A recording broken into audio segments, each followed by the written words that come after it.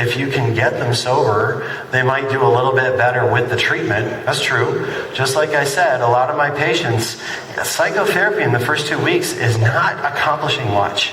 Once they've been sober for about 2 weeks, I see the light start to go on in some, maybe not all of my patients, and I see that psychotherapy is starting to gain some ground.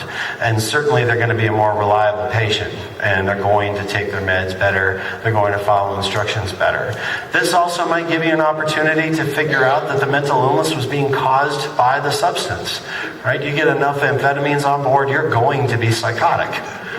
So if somebody can be sober for a little while, you might find that, no, he doesn't have schizophrenia, he was just too full of amphetamines. Psychiatric disorder first, well, the psychiatric disorder might be so bad that you might have to, right? That conversely, someone has enough amphetamines on board and you think that's why they're psychotic, but does that mean you're not going to treat their psychosis? Of course we're going to treat the psychosis, right? We have to try to treat that and get those symptoms under control. So sometimes, even though you really feel in your gut, this patient needs to get sober, and many of their problems may be being caused by their substance use, the psychiatric symptoms are so severe, you really have to address it. So when is a substance abuse disorder going to affect your medication selection? And now that we've decided that we're going to try to have to hit both problems at once, what do? Well, someone who's actively drinking, you don't want to use benzos, right? What?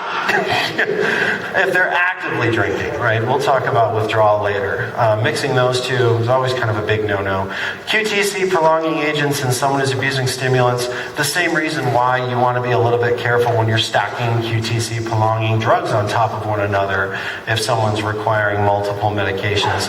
You have to think about what they're abusing, and is that part of that? Right? It should almost be on their medication reconciliation form, come to think of it. Who loves medication reconciliation forms? That's right. Avoid tricyclic antidepressants because of risk of seizure. I saw that and I thought, boy, as a rule, I would avoid tricyclic antidepressants in someone who's not reliable. Right? I mean, seizures, sure, but with one of the drugs that we have on our list that about a week's worth at an antidepressant dose can kill you deader than a doornail, I'm really not interested in providing someone with bottles of tricyclic antidepressants when they are really still actively using, and I don't really know what they're going to do day to day. So risk of seizure, sure, but there are a lot of reasons why I wouldn't want to use TCAs. Monoamine oxidase inhibitors, that's another one, right? Boy, I just love Chianti. Thank you. Be aware of the metabolism, and so once again, their drug probably belongs on the medication reconciliation form because it is going to interact. It's a drug, like any drug that we use, and if it competes for metabolism, or in the case of nicotine, it's cranking up the metabolism, right? So how many people have been bitten by that old story? Every hospital now is smoke-free, so you get somebody just looking stable on your antipsychotic of choice, man, they look so good, and then they got discharged and immediately decompensated. Why? Could be because they started smoking again. It's important to think about.